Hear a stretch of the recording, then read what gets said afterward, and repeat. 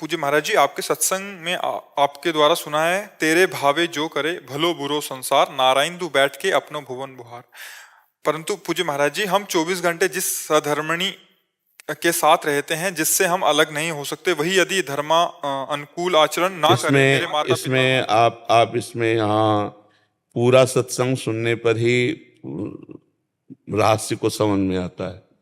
अब जैसे कहा, तेरे भावे जो करे भलो बुरो संसार, नारायण तू बैठ के अपनो भवन। वहां प्रसंग होता है जब भक्त किसी दूसरों पर दोष दर्शन करता है, और 2-3 को तो हमने दोष दर्शन करने का अधिकारी भी बताया है। जैसे गुरु अपने शिष्य के दोष दर्शन करेगा तभी तो उसको ठीक कर पाएगा, पिता अपने पुत्र के दोष दर्शन करेगा तभी तो उसका सुधार कर सकता है। तो इसी तरह पति अपनी पत्नी या पत्नी अपने पति के भीतर, दोनों एक सहधर्मिणी है। तो अगर पत्नी अधर्माचरण से युक्त है तो हम उसके अधर्माचरण को देखकर उसको दूर करने की बात रखेंगे, उसके सामने रखेंगे। तो इसका मतलब ये नहीं हुआ कि हमारा पुत्र हमारी पत्नी गलत मार्ग में जा रही तो तेरे भावे जो करे भलो बुरो संसार। नहीं, ऐसा नहीं। वो कहाँ के लिए बात है कि आप भक्ति पे चल रहे हो, दूसरा अधर्माचरण कर रहा है, भगवान जाने उठी। लेकिन अपने जो घर परिवार के हैं, अपने जो शिष्य हैं, अपने जो पुत्र है, उनके लिए थोड़ी अगर जो भावे सो करो, ऐसा नहीं है। मान लो राजा है तो वो प्रजा पर दोष दर्शन करके उसे शासन में रख सकता है, पिता है तो परिवार को सुव्यवस्थित रखने के लिए आवश्यक है ये देखना कि कौन किस मार्ग में जा रहा है, कौन कैसे आचरण कर रहा है। और ये तो हुआ इसका उत्तर। और आपकी जो समस्या है लाखों की समस्या है, और उसका कारण वही जो हम प्रायः कहते रहते हैं, जो गर्लफ्रेंड बॉयफ्रेंड चला है ना, ये बहुत जीवन बर्बाद करने वाला है। हमने स्पष्ट कहा है कि जैसे आज जो चला है कि 4 दिन 10 दिन इससे व्यवहार रहा, और फिर वो एक शब्द चला ब्रेकअप, फिर नया बॉयफ्रेंड नई गर्लफ्रेंड, ब्रेकअप, फिर ये है क्या? अब जब उस बच्चे का बच्ची से ब्याह होगा किसी, तो एक जैसे रह पाएंगे क्या? वो पति पत्नी की तरह रह पाएंगे क्या? नहीं, 10-15 दिन में वो फिर बदलेंगे। अगर जब बात खुल गई तो तलाक हो जाएगी, न बात नहीं खुली तो अगर दोनों अपने मौजेल में हो तो फिर आप अपने मार्ग चलो, आप अपने। जिसने ब्रह्मचर्य का जीवन में पालन नहीं किया, वो एक पतिव्रत कैसे रह सकती है? या भाई सुधार हो जाए पवित्र हृदय की कि मुझसे गलती हुई और आजीवन अपने पति के सेवन, तो ऐसा हो सकता है। जो कई बच्चियों से गलत संबंध रखता है वो एक पत्नी व्रत कैसे रह सकता है? वो एक जगह नहीं चल पाएगा। आप देख लो ना, आंख खोल के देखो तो कैसा वातावरण बनता चला जा रहा है। पति अपनी लाइन, पत्नी अपनी लाइन। मतलब हमारा जो सनातन धर्म और हमारा जो गृहस्थ धर्म तो बड़ा पवित्र धर्म था।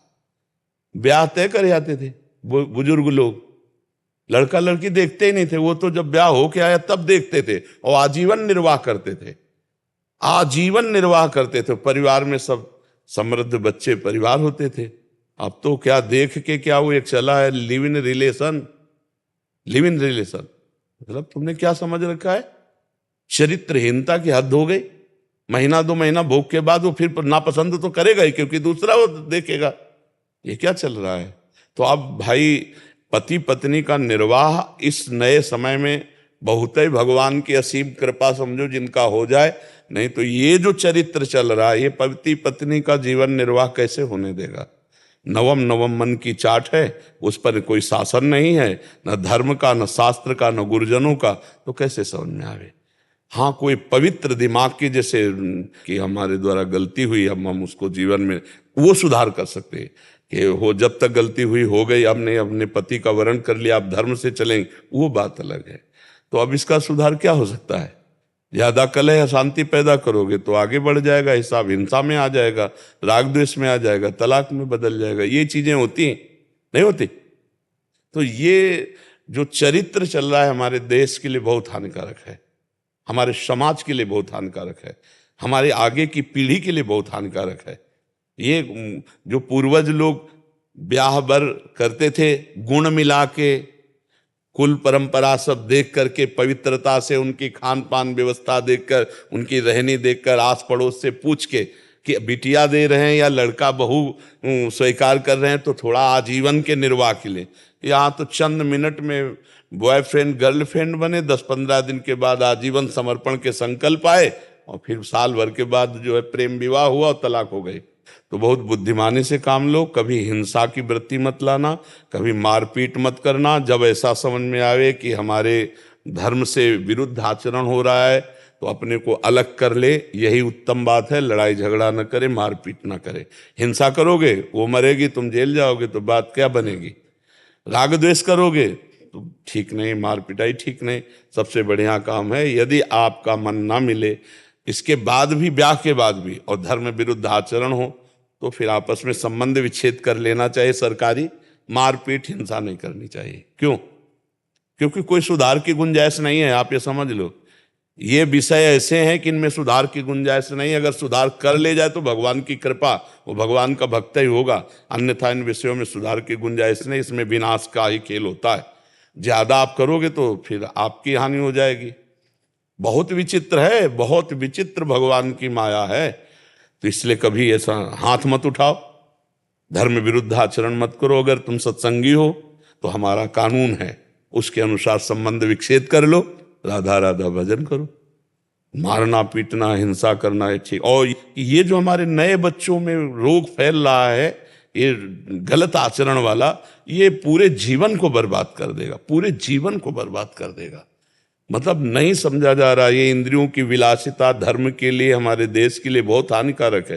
ये भारत देश है, ये धर्मात्माओं का देश है। ये ऐसा नहीं है कि यहाँ मनमानी आचरण करके, ये विदेश नहीं है, विदेशों में अलग अलग हैं, अलग अलग अपने अपने देश का। हमारा देश जो है, महाभारत में लिखा है, भारत में जन्म होना बड़े पुण्यवान का। ये गंगा यमुना का पावन देश है। यहाँ धर्म से अपने पति पे प्रेम करने वाली, अपनी पत्नी को अर्धांग पद देने वाली, ये यहाँ की पद्धति है। हमारा देश एक बहुत सात्विक शांत। कभी भारत ने किसी पर अटैक किया हो ऐसा नहीं सुना होगा। भारत पर अटैक किया तो बचाव पक्ष में भरे किया हो। हमारा देश शांति और दया प्रिय है, क्षमा प्रिय है, दूसरों को क्षमा करने वाला है। तो सबको अपने देश अपनी पद्धति के अनुसार चलना चाहिए। हमारा शास्त्र सम्मत देश है, शास्त्र के अनुसार ही हम चल सकते हैं। और शास्त्र के विरुद्ध गए तो अशांति, दुख मिलेगा ही मिलेगा। बोलो वो क्या सुख है, तुम देख रहे हो हमारी अर्धांगिनी दूसरे के साथ जा रही, वो देख रहे मेरा पति है दूसरे के साथ जा रहा है।